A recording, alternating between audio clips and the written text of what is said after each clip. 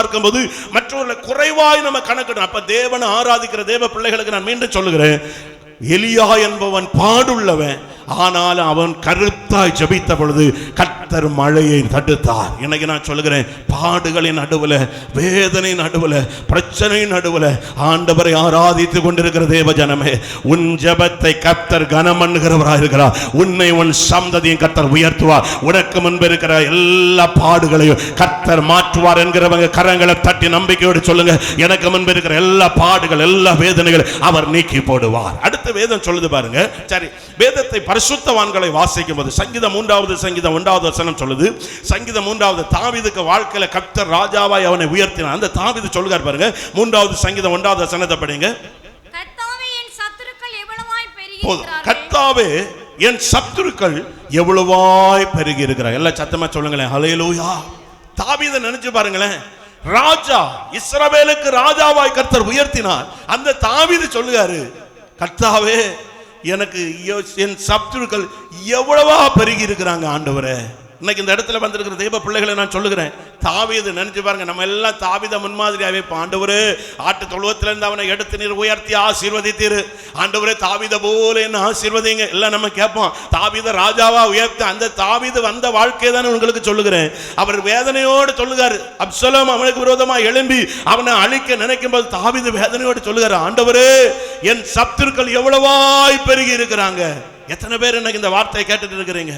காரணம் இல்லாம எனக்கு விரோதமா எழும்புகிறாங்களே ஆண்டவரே, காரணம் இல்லாம எனக்கு விரோதமாய். இன்னைக்கு நான் சொல்லுகிறது மனுஷர்களே இல்ல, உங்க வீட்டுல காரணம் சத்துருக்கள் எதிராக எழும்பி வேலை செய்கிற இடத்துல பலவிதமான சத்துருவின் கிரியை உன்னோடு போராடி கொண்டிருக்கலாம். நீ இருக்கிற வீட்டில் மனைவிக்கு விரோதமாய் பலவீனம் என்கிற சத்துரு போராடி கொண்டிருக்கலாம். நீ இருக்கிற வீட்டில் வறுமை என்கிற சத்துரு உனக்கு விரோதமாய் பெருகி போராடி கொண்டிருக்கலாம். உனக்கு வீட்டில் நான் சொல்லுகிறது ஒரு மனுஷர்களை மட்டுமல்ல, நீ இருக்கிற இடத்துல பல காரியங்கள்ல பிசாசாகிய சத்துரு உனக்கு விரோதமாய் போராடுறான்.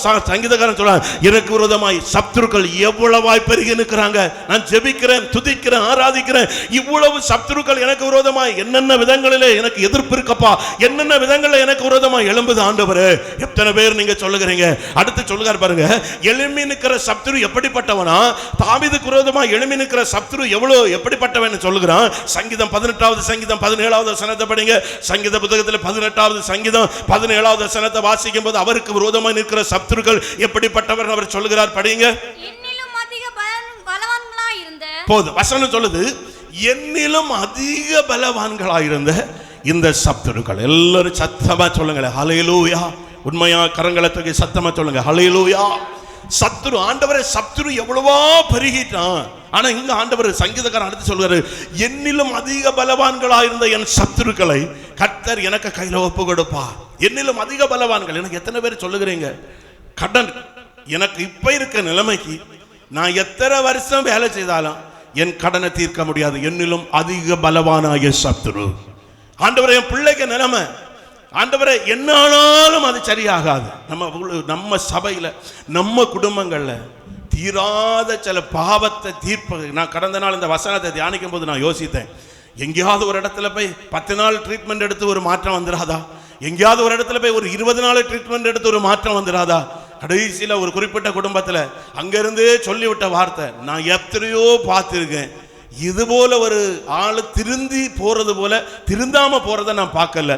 அந்த காரியத்துல கூட நாம் ஆராதிக்கிற கர்த்தர் அற்புதம் செய்ய வல்லமை உள்ளவராக. கரங்களை தட்டி ஆண்டவரை மகிமைப்பட. மனுஷனால கூடாது, தேவனால் கூடும். அப்போ என்னுடைய சத்துருக்கள் என்னை பார்க்கலும் பலம் பொருந்திய சத்துருக்கள். எத்தனை பேர் என்ன இந்த இடத்துல சொல்லுகிறீங்க, ஆண்டவரே எனக்கு விரோதமா நிற்கிறத எனக்கு திராணியினால நான் ஜெயிச்சுக்கிட முடியாது. எனக்கு விரோதமா நிற்க சத்ரு நல்ல பணபலம் ஆண்டவரே, எனக்கு விரோதமா நிற்க சத்ரு நல்ல ஆள்படி உள்ளவன் ஆண்டவரே, எனக்கு விரோதமா நிற்கிற சத்ரு பல விதங்களில் மேல வசந்துட்டு கடன் என்னால ஒன்னும் தீர்த்துக்கிட முடியாது. என் சரீரத்தில் இருக்கிற வியாதி என்ன மருந்தெடுத்தாலும் தீராது. என் குடும்பத்தில் என் பிள்ளைக்கு காரியம் இப்படி ஆயிட்டு அதுல மாற்றமே வராது, முடிஞ்சுன்னு எல்லாம் சொல்லுகிறாங்க. ஆனா ஆண்டவர் சொல்லுகிறார், அந்த சத்ருவை தேவத்தை ஆராதிக்கிற தேவனுடைய பிள்ளைகளுடைய கர்த்தர் ஒப்பு கொடுப்பார். நம்புகிறவங்க கரங்களை தட்டி, உன்னிலும் பலவானாய் நிற்கிற உன் சத்துருக்களை கர்த்தர் உன்னுடைய கரத்தில் ஒப்பு கொடுக்க அவர் வல்லமை உள்ளவராய் இருக்கிறார். கர்த்தர் உன் கையில ஒப்பு கொடுப்பார். ஆண்டவர் ஒரு குறிப்பிட்ட ஒரு குடும்பத்தார் கடந்த நாட்களில் பேசிட்டு இருக்கும்போது சொன்னாங்க, நிறைய வழக்கு அந்த குடும்பத்துக்கு, 2 சொத்து பிரச்சனை, நிறைய வழக்கு, நிறைய கேஸ், தொடர்ந்து பிள்ளைகளுக்கு வாழ்க்கையெல்லாம் பாழா போச்சு. அப்போ ஒரு நாள் சொல்லுகிறாங்க, பாஸ்டர் நான் இது மாதிரி நாங்கள் இங்கே சும்மா இருப்போம் பாஸ்டர், ஏதாவது மாறி மாறி பேசுவோம், பார்ப்பான் நேரே வந்து எதாவது ஒரு சண்டையை எழுப்பான், முன்ன நிற்கும்போது பிடிச்சு தள்ளுவான், நம்மவும் பிடிச்சு தள்ளுவோம், நேர ஸ்டேஷனுக்கு நம்ம கம்ப்ளைண்ட் கொடுக்க போகுதுக்கு முன்னாடி அங்கே நம்ம போகுதுக்கு முன்னாடி நம்ம கம்ப்ளைண்ட் அங்கே இருக்கு, ஒரு கேஸு. பிள்ளைகளுக்கு வாழ்க்கையெல்லாம் மண்ணு நடந்த உண்மையை சொல்லுங்க ஒரு குடும்பத்தில். ஆனால் ரட்சிக்கப்பட்ட குடும்பம், அந்த குடும்பம் ரட்சிக்கப்பட்ட குடும்பம். அவங்க சொல்லுகிறாங்க, பாஸ்டர் நான் இங்கேருந்து போகிறதுக்கு முன்ன அவனுக்கு பெரியப்பாவுக்கு ஒரு முறையை சொன்னாங்க, அவர் காவல்துறையில் ஒரு உயர்ந்த அதிகாரி, அவன் ஃபோன் பண்ணி உடனே சொல்லிடுவான் இது மாதிரி. அவன் சொன்ன உடனே எங்கள் காரியங்கள் எல்லாம் ஓகே பண்ணி, என்னால் அவனை எதிர்த்து நிற்கவே முடியலை பாஸ்டர், என்னால் அவனை எதிர்த்து என் பிள்ளைகளுக்கு வாழ்க்கையெல்லாம் போச்சு, இடத்தை வித்துட்டு நாங்கள் அந்த இடத்தை விட்டு வந்துட்டோம். பாஸ்டர் நல்லா சொன்னார், இடத்தை வித்துட்டு என் பிள்ளைகளுக்கு லைஃப் அத்தனை வழக்கு, அத்தனை காரியம், பிள்ளைகளுக்கு வாழ்க்கை மண்ணு, இடத்தையே வித்துட்டு இனி இந்த ஊரும் சொந்த காரணம் ஒன்றும் வேண்டாம், எல்லாம் விட்டுட்டு நான் வெளியூருக்கு வந்துட்டேன். அவர் அந்த குடும்பம் சொல்லுது பாருங்க, இன்னைக்கு அவன் இருந்த இடம் அவனுக்கு சொந்தம் இல்லை, இன்னைக்கு அந்த இடம் எல்லாம் பாழாய் கிடக்கு. கர்த்தர் என்னையும் சந்ததியும் உயர்த்தி கர்த்தர்வே கரங்களை தட்டி ஆண்டவரை, இன்னைக்கு அந்த குடும்பம் உயிரோடு இருக்கு, அலைய மண்டபம் பக்கத்தில் உயிரோடு இருக்கிறாங்க. நான் ஏன் இந்த காரியத்தை உங்களுக்கு சொல்லுகிறேன், என்னிலும் பலவானாகிய சத்துரு எனக்கு விரோதமாய் போராடுங்க. ஆண்டவர் சொல்றாரு, நீ சும்மா இரு, நான் உனக்காக யுத்தம் பண்ணுவேன், நான் உனக்காய். ஆண்டவர் ஒவ்வொரு வார்த்தையும் கர்த்தர் தந்த வசனத்தை தான் நான் உங்களுக்கு சொல்றேன். எத்தனை பேர் இன்றைக்கு இந்த சூழ்நிலை நடுவில் வந்திருக்கிறீங்க, எத்தனை பேர் ஆண்டவரே என்னிலும் பலவானாகிய சத்துரு, வீட்டை கட்டணும்னு நினைக்கிறேன், பலவானாகிய சத்துரு நஷ்டத்தை உண்டாக்கி வீட்டை கட்ட முடியல, ஒரு இடத்தை வாங்கணும்னு நினைக்கிறேன், பலவானாகிய சத்துரு எழுந்து நின்று அந்த இடத்தை வாங்க முடியாம ஆக்கிட்டான். ஏதாவது ஒரு தொழிலை தொடங்கலாம்னு நினைக்கிறேன், பலவானாகிய சத்துரு தொழிலை தொடங்க விடல, குடும்பத்தில் எப்படியாவது சமாதானமா இருக்குன்னு நினைக்கிறேன், பலவானாகிய சத்துரு சண்டையை கொண்டு வருகிறான். ஆனா ஆண்டவர் சொல்லுங்க பாருங்க, பலவானை முந்தி கட்டினால் ஒழிய அவனுடைய ஒரு பொருளை நம்ம கொள்ளையாடி எடுக்க முடியும். இன்றைக்கு கர்த்தருடைய நாமத்தினால சொல்லுகிறேன், தேவ பிள்ளைகள் ஒன்றை புரிந்து கொள்ளுங்க, எந்த சத்துரு உங்களுக்கு மேலாக நின்று கொண்டிருக்கிறானோ ஆண்டவர் சொல்லுகிறார், இந்த வசனம் திறந்து நீங்கள் செய்ய வேண்டிய ஒரு காரியம் என்னவென்று சொன்னால், ஆண்டவர் ஆராதிக்கிற தேவனுடைய பிள்ளை, நீ கலங்கவும் சோர்ந்து போக கூடாது, கர்த்தர்ல உறுதியாய் நிற்பாய் என்றால் உனக்கு முன்பு நிற்கிற சத்துருவை கர்த்தர் துரத்துவார். நம்புகிறவங்க கரங்களை தட்டி, உனக்கு முன்பு இருக்கிற சத்துருவை என் தேவன் துரத்துவார், உனக்கு முன்பாக இருக்கிற சத்துருவை கர்த்தர் அகற்ற வல்லமை உள்ளவர். வசனம் நிறைய இருக்குது வேதத்தை வாசிக்கும் போது. ஆனா இந்த சத்துருக்களுக்கு முன்பாய் ஆண்டவர் சொல்லக்கூடிய காரியம் என்ன தெரியுமா? சங்கீதம் 23வது சங்கீதம் 5வது வசனத்தை படிங்க, நமக்கு தெரிஞ்ச வசனம். சங்கீதம் 23வது சங்கீதம் 5வது வசனம். சத்துருக்களுக்கு முன்பாக கர்த்தர் தெரிந்து கொண்டவர்களுக்கு என்ன செய்கிறாராம் பாருங்க, என் சத்துருக்களுக்கு முன்பாக நீர் எனக்கு ஒரு பந்தி ஆயத்தப்படுத்தி என் தலையை எண்ணெயினால் அபிஷேகம் பண்ணுகிறேன், என் பாத்திரம் நிரம்பி. எல்லாரும் அப்படியே கரங்களை தட்டி, என் சத்துருக்களுக்கு முன்பாக நீர் எனக்கு ஒரு பந்தி ஆயத்தப்படுத்தி என் தலையை எண்ணெயினால் அபிஷேகம் பண்ணுகிறேன், என் பாத்திரம் நிரம்பி வழியும்.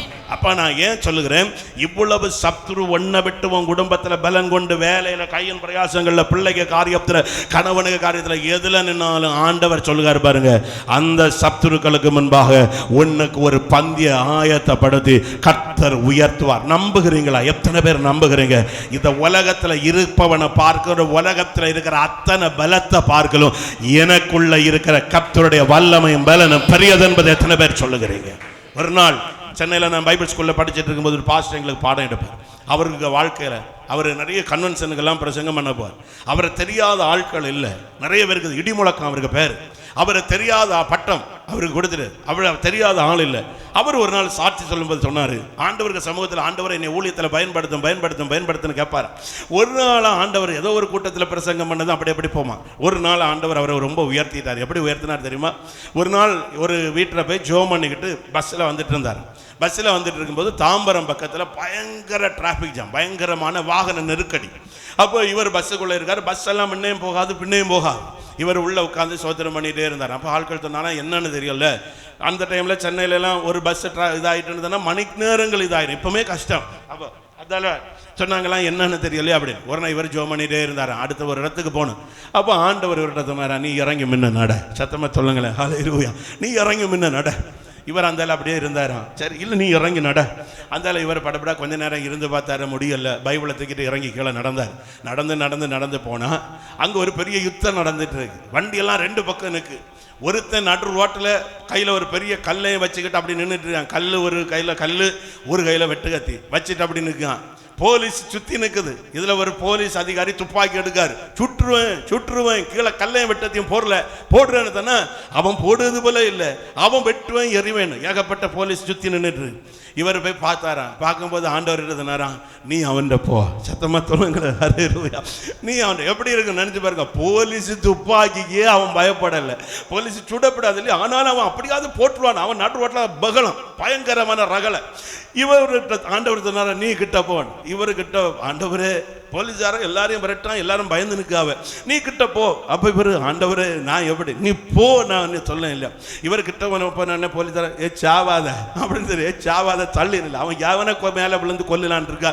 நாங்கள் துப்பாக்கியே பயப்படலாம். அதனால இவர் சொன்னாராம், ஒரு நிமிஷம் நில்லுங்க சார், ஒரு நிமிஷம் நில்லுங்க சார் அப்படின்னு. அவன் நீ வா அப்படி. பிசாசு சில நேரம் அப்படிதான். நம்ம நெருங்க நேரம் இங்கே எத்தனை இடத்தை கொண்டு போட்டு ஜோமனத்தில் பார்த்தேன்.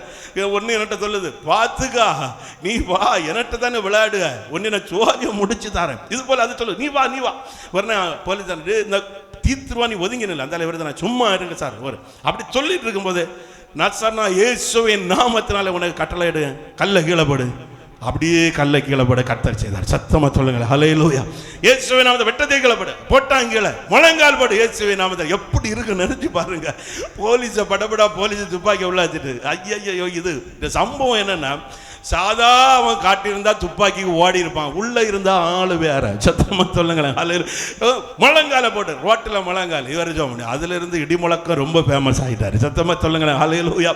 அப்ப நான் ஏன் இதை சொல்லுகிறேன், ஆராதிக்கிற தேவனுடைய பிள்ளைகளாகிய நமக்கு நிறைய பேர் ஆண்டவர் சொல்லுகிறாரு, உன் சத்துருக்களுக்கு முன்பாக, நான் முதல்ல சொன்னதை ஒருக்கா கூட சொல்லு, ஆண்டவரே இந்த சத்துருக்கெல்லாம் இப்படி நிற்காங்களே, அவன் உயிரோடு இருக்கணும், நமக்கு எதிராக செயல்படுவேன் சாவணனும் ஒரு நாளும் ஜெபம் பண்ணக்கூடாது. அவனுக்கு முன்பு நாம் ஆராதிக்கிற கர்த்தர் யார் என்பதை காட்டணும். அதுதான் கர்த்தர் நம்ம ஜீவனோடு வைத்திருக்கிறார். யோபு நல்ல பணக்காரனா வசதியா இருந்தான். அவனுக்கு நிறைய நண்பர்கள், பணக்கார நண்பர்கள் இருந்தாங்க. யோபை பார்க்க வராங்க, எல்லாரும் யோபை போட்டு குறை சொல்லுங்க, நீ செய்த பாவம், நீ செய்த அக்கிரமம். ஆனா ஆண்டவர் யோபை கொல்லல, உயிரோட வச்சிருந்தாரு, அவனுளையும் கொல்லல. ஆனா வசனம் சொல்லுது, அந்த மனுஷன் எல்லாம் காணத்தக்கதாய் யோபை இரட்டிப்பான ஆசீர்வாதத்தை கொடுத்து கர்த்தர் உயர்த்த. நம்மளை குறை சொல்லுவன் சொல்லிக்கிட்டே இருக்கட்டு, நமக்கு விரோதமா செயல்பட்டுட்டே இருக்கட்டு, நமக்கு விரோதமா செய்யவன் செய்துகிட்டே இருக்கட்டு, கர்த்தர் அவனை உயிரோடு வச்சிருக்கணும். ஆராதிக்கிற நமக்குள்ள மட்டும் ஒரு எண்ணம் இருக்கணும், உன்னை ஏன் உயிரோட, நம்ம போகும்போது எதிராளி நம்மளை பார்க்க அப்படி தலையை தூக்கானா, நீங்க நினைச்சு தலை இல்லை, நீ இனி கையும் தூக்கு. ஒன்னே ஆண்டவர் இன்னும் பலம் தந்து வச்சிருக்கட்டு. ஒண்ணு மட்டும் நமக்கு இருதயத்தில் தெரியணும், ஒரு நாள்